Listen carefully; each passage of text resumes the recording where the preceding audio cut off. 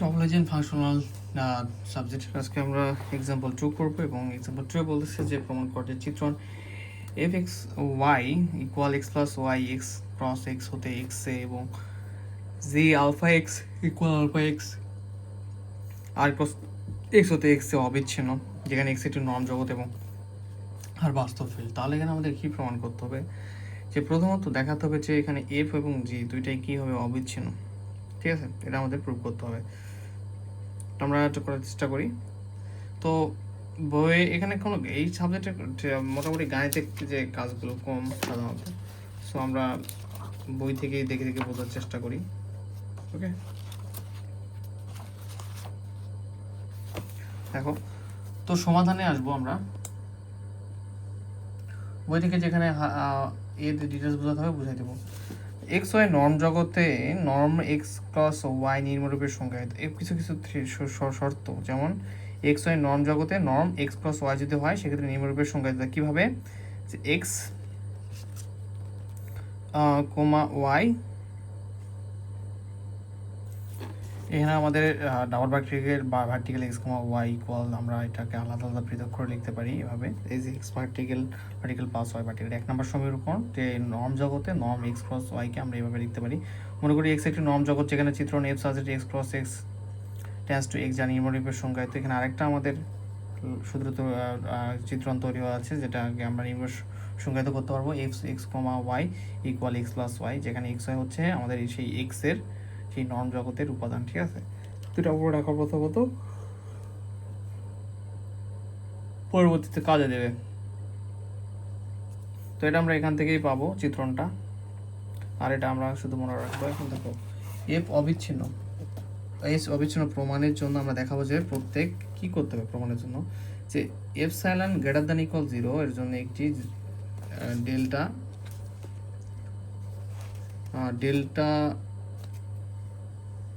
Greater than 0 বিদ্যমান। মানেটা হচ্ছে কি, যে এরকম করতে হবে আমাদেরকে, যে আমরা হয়তো এই যে ডেল্টা থেকে আমরা এপসাইলন আসতে পারবো, মানে মানটা সেম হবে। ধরো যে F x y minus F of x prime comma y prime, যে x y minus F x prime comma y prime হচ্ছে double vertical less than epsilon দেওয়া আছে।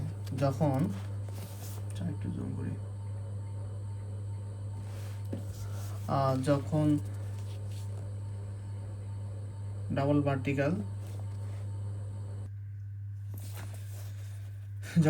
Vertical x comma y minus x prime comma y prime double vertical less than delta.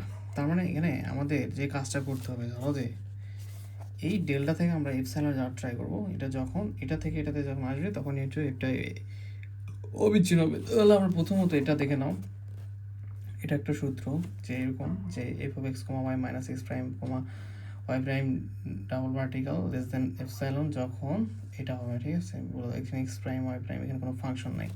তো 1 নং দ্বারা, তো 1 নং কী ছিল দেখো তো, এক্স কমা ওয়াই ইকুয়াল হচ্ছে x double vertical plus y double y হচ্ছে ওয়াই ডাবল ভার্টিক্যাল, তাই না? তো এখানে দেখো এটাকে কাজে লাগাবো কীভাবে? 1 নং দ্বারা প্রথমত 1 নংয়ে দ্বারা বলতে আমরা এটা সাহায্য নেব, এই যে x comma y minus x prime y prime. ঠিক আছে, নিলাম, ডাবল ভার্টিক্যাল দিলাম। তো এর ভিতরে কী হয়ে গেছে, বা বিয়োগ অবস্থা আছে, বিয়োগ করো, এক্স এক্স প্রাইমের সঙ্গে বিয়োগ হয়ে যাবে, ওয়াই ওয়াই প্রাইমের সঙ্গে বিয়োগ হবে। এখন এই অবস্থায় যদি এরা থাকে ব্র্যাকেটের বাইরে, তাহলে কী লেখা যায়? 1 নম্বরে এই যে সূত্রটা সাহায্য নেব, যে x double vertical plus y vertical আলাদা করে লেখা যায়। তাহলে এটা প্রথম অংশটাকে এক্স চিন্তা করো, দ্বিতীয় অংশটাকে ওয়াই চিন্তা করো, তাহলে এদেরকে আমরা আলাদা করে লিখতে পারবো x minus x prime double vertical plus y minus y prime double vertical less than delta. Okay, আচ্ছা, মানে এটা থেকে আমরা ভেঙে ভেঙে আসা ট্রাই করছি। এখন এই ফাংশনের সংখ্যা এফ এর সংখ্যা অনুসারে আমরা পাই যে এফ চিত্রণটা ছিল। ঠিক আছে, এফ চিত্রণের সংখ্যা থেকে আমরা পাবো যে এফ ও x y, F of x y x comma y minus F of x prime comma y prime. Okay, কী পাবো আমরা? F of x comma y minus F of x prime comma y prime double vertical equal, এই যে এটা থেকে সেটা, এই শর্ত থেকে আমরা F of x y equal লিখতে পারবো এক্স প্লাস ওয়াই, এই যে শর্ত এখানে এক্স কমা ওয়াই ইকুয়াল লিখতে পারি এক্স প্লাস ওয়াই, যদি এক্স প্রাইম ওয়াই প্রাইম থাকতো তাহলে x prime plus y prime লিখতে পারতাম। তো সেই কাজটাই করছে x plus y x prime plus y prime.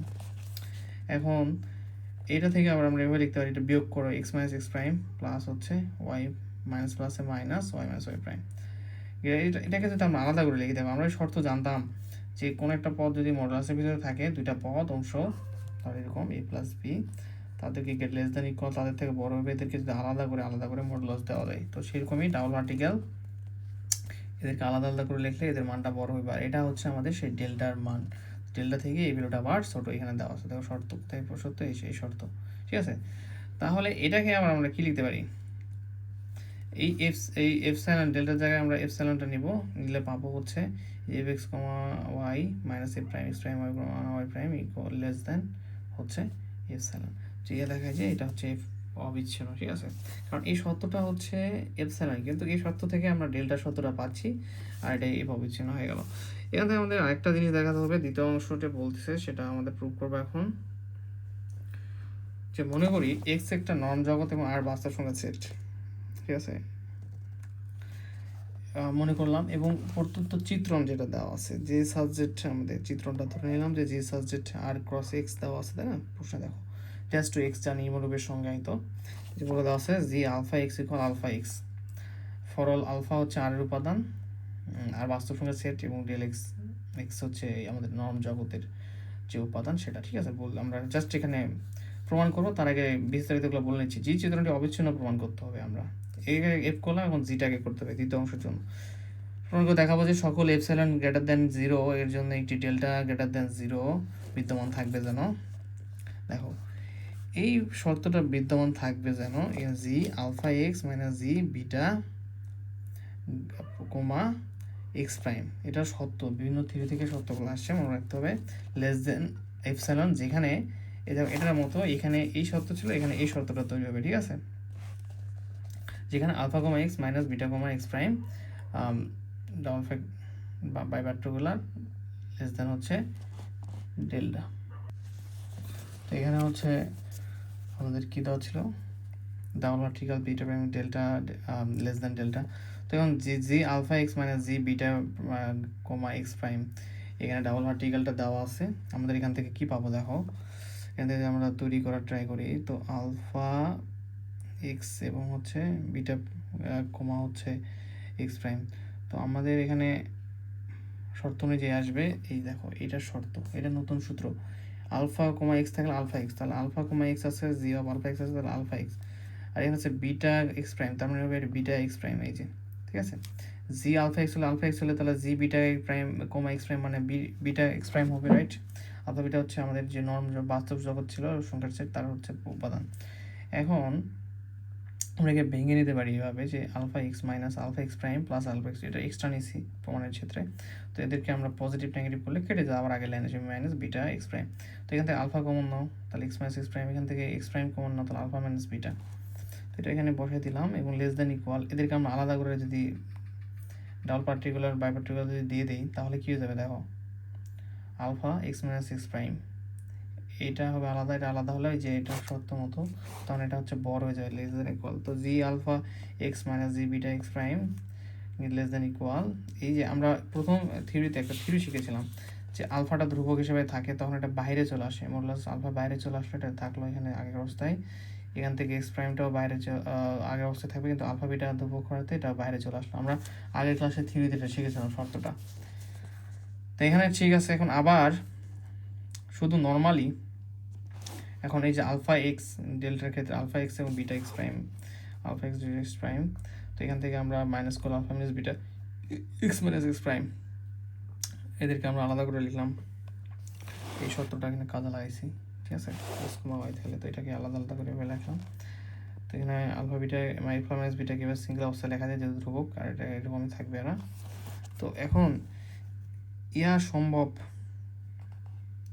যদি যে একটি প্রদত্ত 0 থেকে যদি এপসাইলন বড় এর জন্য একটা ডেল্টা 0 থেকে বড় হলে বিদ্যমান যেন alpha mod x minus x prime plus alpha minus beta x প্রাইমটা যেহেতু এটার থেকে বড়, আর এটা হচ্ছে আমাদের এটার সমান, তাহলে এটা হচ্ছে এপসাইলন রুলস আর এটা হচ্ছে ডেল্টা, ঠিক আছে? ডেল্টাটা পেলাম, এপসাইলনটা পেলাম। অতএব জি আলফা এক্স মাইনাস জি বিটা এক্স লেস দেন আস এপসাইলন যখন হচ্ছে আলফা এক্স, মানে এটা মেইন সত্য যেটা আর কি, এই যে এই সত্যটা যেখানে আমরা পাইলাম যে এটার থেকে এটা ছোটো এবং এটার থেকে এটা ছোটো। তো এটা থেকে এইটার ক্ষেত্রে এবং এটার থেকে এটার ক্ষেত্রে আমাদের ভ্যালুগুলো ছোটো হওয়ার এই রুলস ছিল। প্রথমত এখানে যদি দেখো এই দুই জায়গা থেকে আমরা পাইছি, এটা থেকেও পাইছি, এটা থেকেও পাইছি। সো দেখা যায় যে একটা অবিচ্ছিন্ন, ঠিক আছে? আগেরটার মতনই কিছুটা। তো এগুলো থিওরিগুলো একটুভাবে মনে রাখতে হবে যে জিরোর থেকে বড় হলে এভাবে আমাদের এই জিটা এখানে অবিচ্ছিন্ন হয়ে যাবে। দুই ক্ষেত্রে আমরা প্রমাণ করছি যে এটা থেকে এখানে আসছে, এটা হচ্ছে তাহলে এটা হবে জি থেকে ডেল্টা থেকে ছোটো এবং এটা আমরা পেয়েছি এফ থেকে, সরি জি থেকে, এটা পেয়েছি প্রথম অংশ থেকে এপসাইলন থেকে, ঠিক আছে? এই দুটো প্রমাণ করতে বলছে, প্রমাণ করা হয়ে গেল।